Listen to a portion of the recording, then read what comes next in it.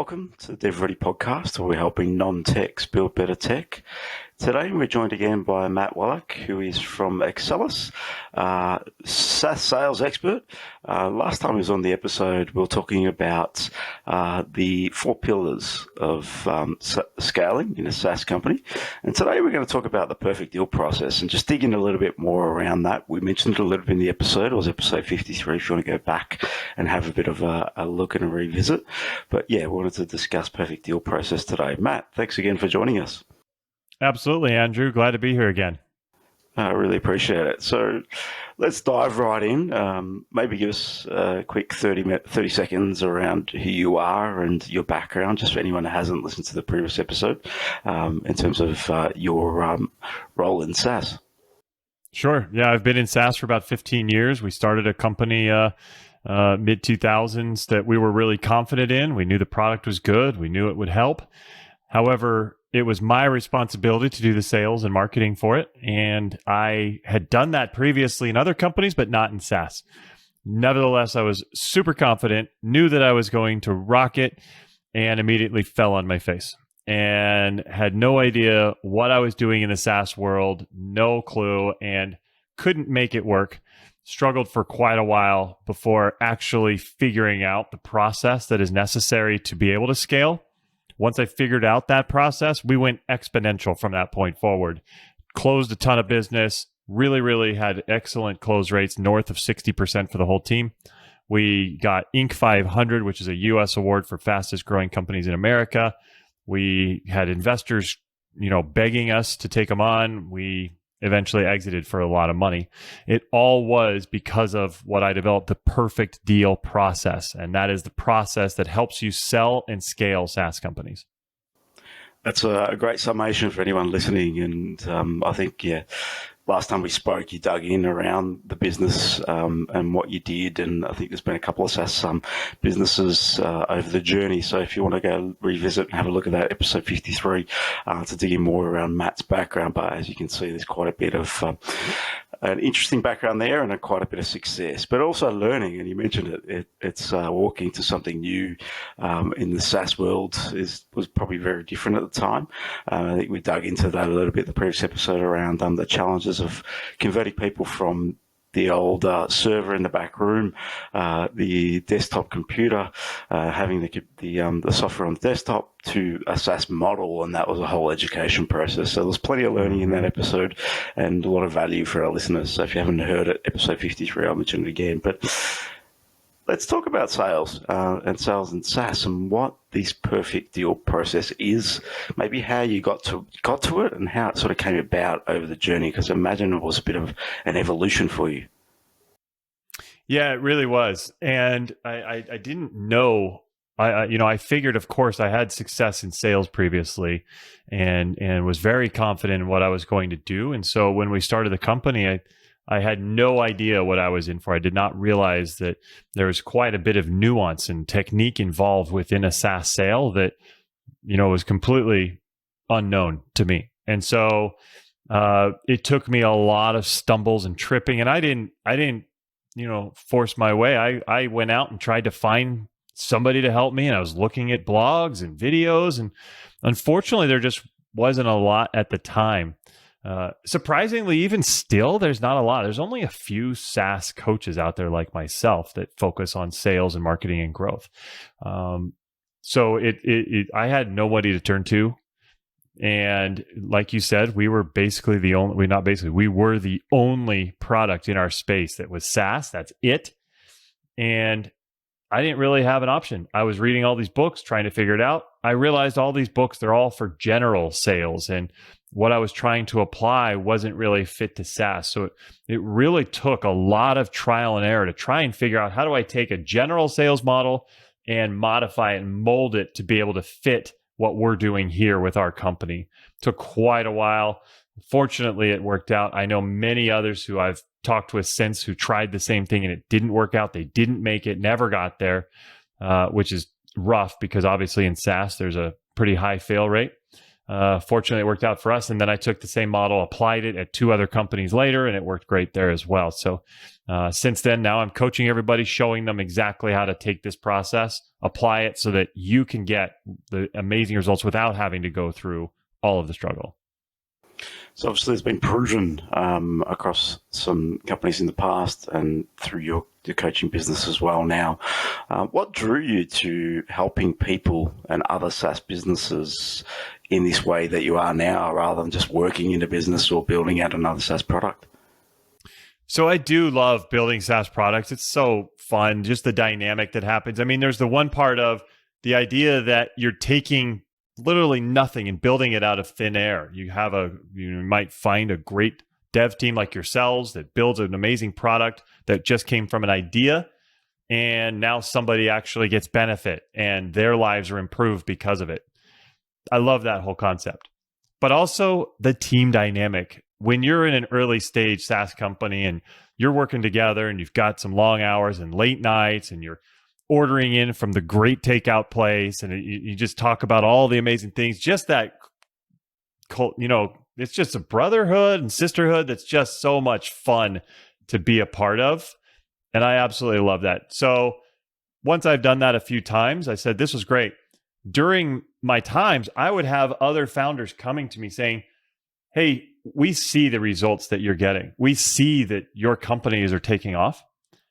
Show me what you've done. What is that? What is that? And of course, as friends, I'm like, yeah, here's what we did. Take it. Like, definitely, this is what you should do. Don't do that anymore. Start doing this. And it started working for them. And so after I got on my last company, I said, hey, this is something that I could do on a bigger scale and make more impact, rather than just, myself with my own captive team of people, teaching them the process and watching them go from green to crushing it. Why don't I just make a big impact, help people around the world, and see how many of these software founders can get benefit from the same process? And so far, it's been a ton who have been able to employ the same process and see ridiculous results. Yeah, you're mentioning, and I think you mentioned it, 60% conversion rate back in the at the start of this and in the previous episode, or something on those numbers, changing from 2% to 6% or something like that, but some ridiculous growth and conversion. But it's amazing. We can sort of let fall into roles, and it seems like you've sort of you fell into this a little bit. You're in a business working in a sales component. People asked you a question and you saw an opportunity to help more. And I think sometimes, things come to us, and I think that may be a situation for yourself. And in terms of what do you get the most joy out of in this role that you're in right now, just helping people with their startup? Because it is that challenge, especially the early days, where they're fighting just to keep the doors open in some capacity. And if they're battling to get customers on board into a product, with the amount of competition that exists, I imagine there's a lot of satisfaction in that as well. Oh, it's amazing. So when people first talk to me, they're struggling. They have a product that they've designed or somebody else has built for them, and now they cannot figure out how to get it to market, how to get the market to understand what it does, how it can help them, how to close deals. And so to see that pain is tough, because I went through it and I know how much of a struggle it is. When they then, a few weeks later, after they implement frameworks and formulas and start understanding exactly how they should be doing it and how they can close deals, and they come to me and say, Matt, you would not believe what just happened. We put this process in place that you told us to do, and bingo, it hit. And we closed this deal, or we get this deal, and we got this big opportunity. It's so awesome to see the shift in their mindset and the shift in their demeanor go from completely sad and down all the way to exuberant and excited, and the renewed confidence that they have once they understand, wow, this works. Now I know I have this knowledge. I can now go after this thing and scale it. And they kind of see the light at the end of the tunnel. It's funny because when I first started coaching, when somebody had a big success, I would, I'm a Scotch guy. So I would, tip back a glass of Scotch to celebrate with them. Because for me now, without being, in my own company building, I love celebrating, and celebrating success was always fun for me. But now it's my clients. knowing that they've taken this process and they are now seeing success, I celebrate with them. So I would have a little drink. Awesome job. So excited for you. They would have a little drink sometimes together. But then it actually got a little bit too big. We've got a couple hundred in the program now, different software companies and founders. And so the successes started rolling in. I would be a complete lush if I had a drink for everyone. Unfortunately, I would love to, but now it's only the really, really, really big win. So it's fun. Brilliant. Anthony, who's missing this episode today, is also a bit of a Scotch connoisseur. He runs an Instagram following and got a bit of a following in the Scotch space. So he's a big fan. He probably would have got into a bit of that today, but we'll pass on that. So that's okay. Scotch, I'll have one in a blue moon, but he's also similar. I love it. I'll have to follow his Instagram for Scotch then. That's great. Yeah, I'll share it out to you next time, and I'll flick you an email with it. Let's dig in. So, perfect deal process. I imagine there's quite a bit to this, and I imagine it's different for every business, and you need to think about all the bits and the pieces, the minutiae of how it all comes together for your business, for your industry, etc. But at a big picture, how could we frame this a little bit for people to understand what the perfect deal process is and how they might start thinking about it within their own SaaS business? Perfect. So, the perfect deal process is something that has been proven to work, and it's because it's very simple and repeatable. Meaning, yes, I can show a founder how to do this, but it's also something that they can now take it and scale their team, right? If I just show a founder and only them, they're the only ones who know how to do it, their company's going nowhere. And I was just talking with one of my clients last week, and he said, if I can't get somebody else to be able to come in here and do this same thing, I'm done. Fortunately, he did. He was able to get somebody else to come in, learn the same process, perform just as well as he was, and scale. Because that is a big barrier. If you don't have the right process, a lot of times software founders are able to accomplish their early wins through just pure passion and effort and force. They just kind of bust it through because of their will. The problem is that next person that you hire to kind of take over sales so that you can actually have a life and not have to do sales calls all day, every day, they don't have the same passion. They don't have the same level of history and understanding of the market that you do. And so it's very difficult. That's where a lot of companies kind of hit a wall when they go from the founder doing it to somebody else trying to take over. Fortunately, when you have the perfect deal process, it makes it a lot easier. So that's what we've been seeing is when you implement this, it's repeatable. Now you asked, what is it? Right? Yeah, so what is it? And I think I agree with that too. From a founder's perspective, there's the passion, there's the history, there's the blood, sweat and tears, there's the years of investing into an industry, understanding it, understanding customers, and that's really where it becomes a lot easier to have those sales conversations. So pulling that out of their head and putting it into a process would make a hell of a lot of sense, and a lot of founders might be struggling to pass that information on, and not an easy task to do that, especially if it's years of experience. So, I'd love to learn more about what it is, just to explain it out to people. Perfect. So the deal, DEAL in Perfect Deal Process is an acronym, and it stands for 4 key things that you have to do within your sales calls if you want to be able to close those at scale. And like you mentioned, our team actually was averaging about 63% amongst the whole sales team, which is awesome for close rates. So when you do it, it works. Okay, what is it? The D is discover.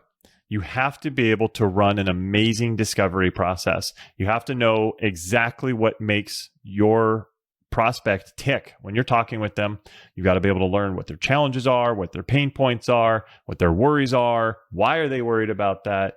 What are their goals? What are they trying to get to? What are they trying to accomplish? Figuring out all of that and understanding more than just, and this is the problem, Andrew, a lot of times we think of discovery as, I just need to discover if they are a fit for us. And so what happens is, and I see this with even experienced software salespeople, once they learn if there's a fit, they're done with discovery. That's wrong. That's the wrong way of thinking about it. Discovery is much more than just, are they a fit? Because they might say, oh, so what's going on? What's your problem? And they say, oh yeah, we're struggling with this efficiency, or our costs are too high. Great, let's show you our product. And they go right into the product. That is not nearly enough discovery. Just learning if they have a problem is one part of the battle. Really, what you want to do is get them emotional about their problem. You need to get them hating their problem. They might come into the call saying, yeah, we've got something we might want to fix. Let's see if this does it. And they need to leave the call saying, holy cow, our problem is horrendous. I had no idea how bad it was. We need a solution right now. And that's when they're in an emotional state ready to solve problems. Mm-hmm. Yeah, it's a better place of commitment rather than just, here's a product, have a look. And they don't really tie the benefit of the solution to the actual problem itself at a deeper level, because I think that makes a lot of sense from an emotional perspective. I think everyone talks about it, but how do you get into someone's emotional aspect? Is it more about the why? Is it digging into what it means from a business perspective? How might you get into that? Yeah, you're exactly right. Digging in is critical. So a lot of times people will take the answers at face value. And if somebody says this as a response to what you asked, they'll just kind of say, okay, great. The challenge is you need to dive in. Even if you have had so many of these calls, you know what they're going to say, you already understand it. And this is a trouble with a lot of salespeople when they get to be, very veteran and experienced. They already know what the person's going to say after 3 words. The challenge is you need them to go through that journey. You need the prospect to go through that process and you to question them to get them down that hole so that they feel bad enough about their problem that they're ready to fix it. I liken it to an alcoholic. Somebody can be an alcoholic and they're not going to want to get help until they realize just how rock bottom it is, right? They're like, oh, I'm fine. I can control it. Oh, I know I'm not going to do this. I'm going to do this. And they won't take steps to get help until they understand how bad their situation is. It's the same thing when you're trying to sell software. The people will not take the action, take the steps necessary to get started until they know how bad their current situation is. And that's what discovery is all about, is getting them to that point to make sure they understand. Now, by the way, if you realize that they don't have pain and it's just not there, end the call. Do not force it on somebody, because that's not a good situation to be in.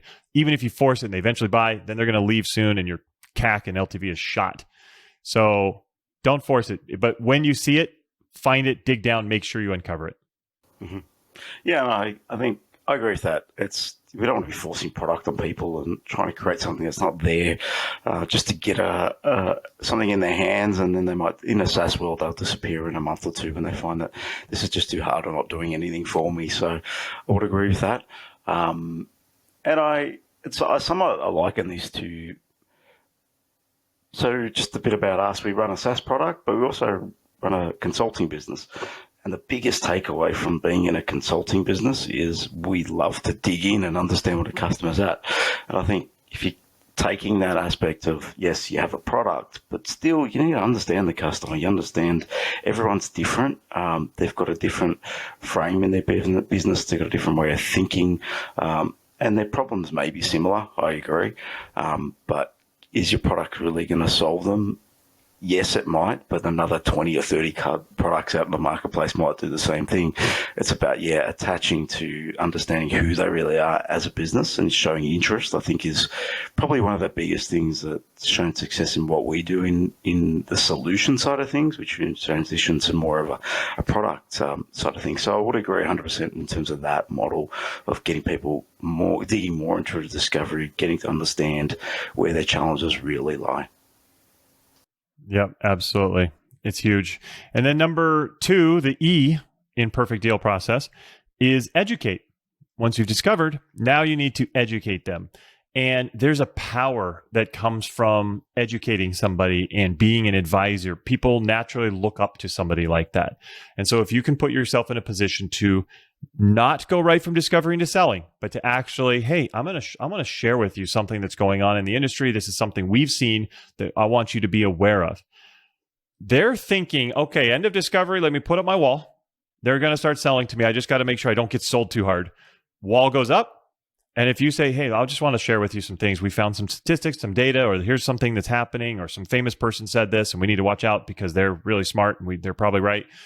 Whatever it is, if you can educate them on some sort of trend or shift that's happening in your industry, that wall will come down and they're going to say, yes, you're going to teach me, give me all the education. I'm happy to learn more about this. And boom, wall comes down. Now you're coaching them, you're guiding them. much more beneficial to them, much more beneficial to you, because now they trust you and they believe that you can help them. So E for educate is really critical, that is almost always forgotten by today's SaaS sales reps.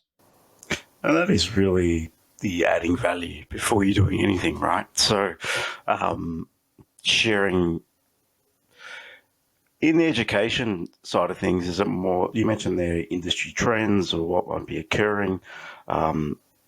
What's some examples that you might use? Just say, I don't know, you work with 200 clients, you mentioned there. Say one's selling a CRM. I imagine you've got one of those that's selling CRMs in the space. What sort of things might we educate on? Is it about the data we're capturing? Is it about how we engage with customers from a CRM and what the statistics are? If we're doing that, and what are we looking at in terms of education?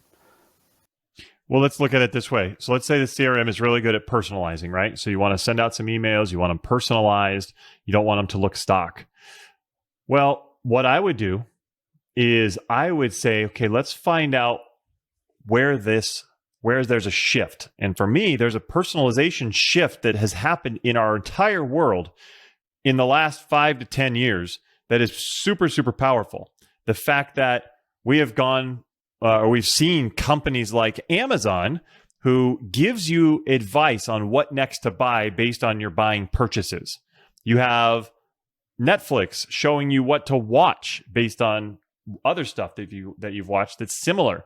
We're so inundated with opportunities for personalization to us that the old ways of sending mass blast emails are gone. Like, that does not work anymore. You have to personalize. You need a system that's going to personalize. And so teaching somebody, if you're not personalizing within your CRM, you're lost. That's a powerful message that you can educate them. Now, it obviously is going to help you sell more stuff, because they're going to say, well, yeah, I need to do it. How would I do it? Don't worry, I've got a product. We're going to show you how to do it. But by educating them, they're taking it and soaking it up, and they love it. Yeah, you're adding value to them that they may not know, or they may be aware of, but may not understand what it actually means to the bottom line of their business or the impact that they can have on their customers. And I think, yeah, it's beyond what the product conversation. It's more about the value conversation. So I see how the education might tie to delivering some value, even if they choose not to go with your product. Exactly. And what they'll say, and I've seen this many times, that even if they don't choose you, they go with somebody else. Maybe there was a cheaper cost, whatever. Oftentimes they come back 6 months, a year later. They realize that other product was not good. It didn't help them. They'll always remember the people who are on their side, in their corner, helping them and guiding them. They'll go back to that guide and say, hey, we tried this other thing. It didn't work. Now we need you to guide us. What should we do now? And that's where you really see the power. Yeah, makes a lot of sense. Being on their side and helping them from a statistical perspective, from an education perspective, is adding a lot more value than, here's my product, this is what it does, would you like it? Sign here. Definitely. Step 3, Exactly. So we've educated, we've helped them learn something new, we've put them in a position of seeing that, okay, there's value in what this could do for my business, or just even this information can do for my business. What do we do next?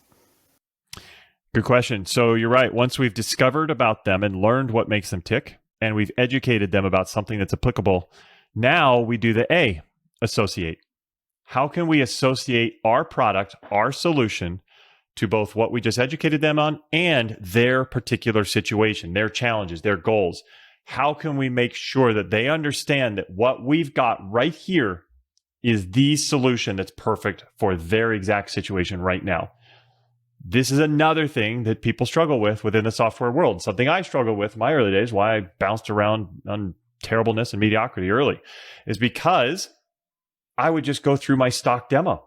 I would just run through the script and this is what we want to show. Just let's click every button. Let's put in every form and let's show them how it works.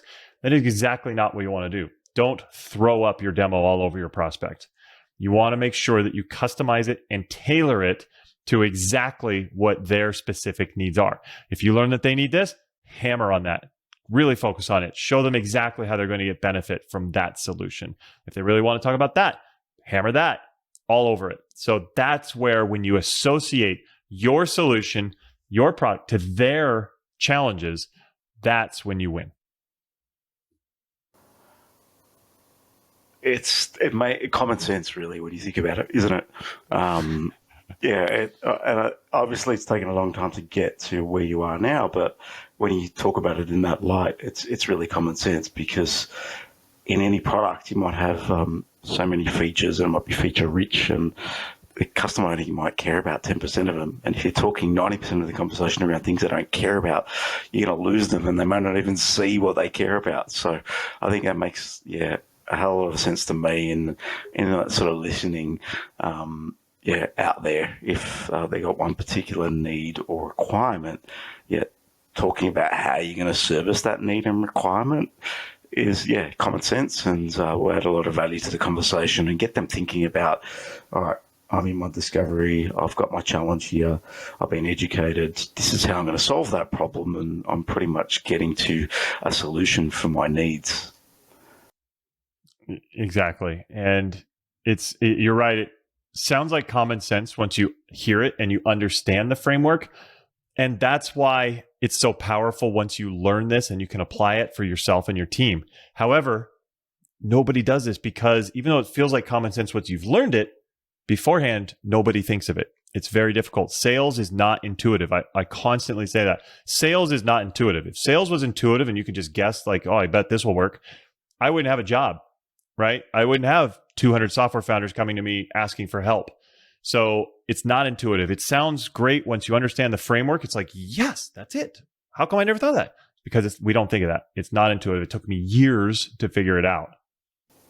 No, I'd agree. Nothing. Generally, the things that are simple, common sense, hard to find and stumble across. It's not that easy. It's not like, let's do this. But in sales, I think, especially as founders, you can just plod along and just throw darts at a dartboard, have a conversation, show some things, and I think. Learning a script around how to show a product is generally what people will do. This is the steps, all right? This is all the stuff that we do, and let's take them through everything. But maybe that's not what they care about. It's understanding what they care about in discovery is going to lean towards that pretty quickly. Exactly. And that's why the perfect deal process is so nice, because it kind of plays, each step kind of uses each other. It works so well together. Brilliant. All right, so we might only show 10, 15% of the product. Is that where we might get to? And that's pretty much... So it's funny that you say that, because just today, I have a software founders group. A bunch of software founders from around the world get together weekly, and we share strategies, we share challenges, we really kind of discuss and collaborate on how we're doing and what other people can utilize from that to build their companies. We were talking about this exact thing. One of the guys in the group who was having a tough time earlier, he really was not really closing too well. What we did was we reshaped his discovery and his educate process. He says that he's closing now 70% of his demos, and he hardly shows his product. He says he hardly shows his product. He's purely focused on getting them to understand how bad their situation is and just letting them know the outcomes of working with his product. Sometimes he doesn't even show the demo. I'm not advocating that, because that's pretty rare and he's doing amazing, but that's what's possible, is that you might not even need to show the product. If you can convince people that this is the solution because you have such a bad problem and we're built for this, and here's the social proof and here's the story behind it, people are ready to rock. If they realize their problem is bad enough, if you're out in the desert and you're super thirsty and you need anything to hydrate, you don't care what water you find, how clean it is, and has it been boiled, and are you going to be okay? You just need something. And that's where you can get people to if you do it right. And I think they're in a conversation. So they're in a sales conversation. They definitely have a problem. They definitely have a need. They're looking for something. And it's about someone understanding them, understanding. And I think we all want to be understood. I think we don't want to be thrown a solution. And I think understanding us as people and who we are and our challenges, it goes a long way. And people connect. And I think, through something like this, it's really showing connection and understanding. I think just that association process there shows real understanding. You haven't wasted my time to show me through everything. You just show me these are the things that are important to you. I'm going to show you how we solve those problems for you and clearly articulate that. That makes, once again, a common sense component, but not something that everyone's going to think about or not anyone really thinks about. Because when you're really taught around demoing, here's a demo process, and this is what we follow, and this is a script, and that's generally where people lean to. Yeah, you nailed it, Andrew. In the perfect deal process, there are 40 different facets of it, 40 things that we teach and coach in our programs that you must do, 10 within each of the different letters. One of those is you need to demonstrate expertise. You need to show that you know what you're talking about. But some people think that means you need to talk all about you. But actually, you can demonstrate expertise by the way you ask questions and what questions you ask. And when you're asking the right questions and diving in on the right areas, they realize this person totally understands my business and me. In fact, you've won when they say, you get me. When they realize I have people tell me this all the time. I feel like you've been watching me and you totally get me. I'm like, I haven't, I just have been you. So that's when you know that people are drawn to you and they're in. And one of the things I agree with that. One of the things I also notice is if you ask a good question, you'll hear the silence and you say, that's a really great question. Haven't thought about that before. If you start hearing those things in a conversation, it generally means you're intriguing and you're taking them down more of they're looking into their mind. They're looking for answers. They're looking for what the problems might be. And I think that's a much better conversation than this is what we do. This is what it is. There's nothing about them, and they're not really learning or evolving in that conversation. Yep, you're exactly right. And that leads us to the final one, the L. Yep, exactly. And I'm not sure what L is, but let's dig in. What is L? Sure. So the L actually stands for lead. You need to lead. You need to be the one to take charge the entire time. So many times, at least in our Western culture, we've been brought up that the customer is always right. And so whatever they want, we typically say, okay, whatever you want, let's just do that. And if they say, hey, here's what we want to do. Here's how the process will go. Let's do this, let's do this. We will just say, okay, yes, even if we realize that's not actually how they're going to learn the most about this solution and how they're going to figure out if this is best for them. We just say, okay, yeah. The problem is they don't know. This is their first time going through your sales process. Even if they're a big Fortune 100 CEO, C-level somebody, they've never been through your sales process. They don't know the best way to learn how to understand and implement your product. You have been through it at minimum 10 times and most likely hundreds of times.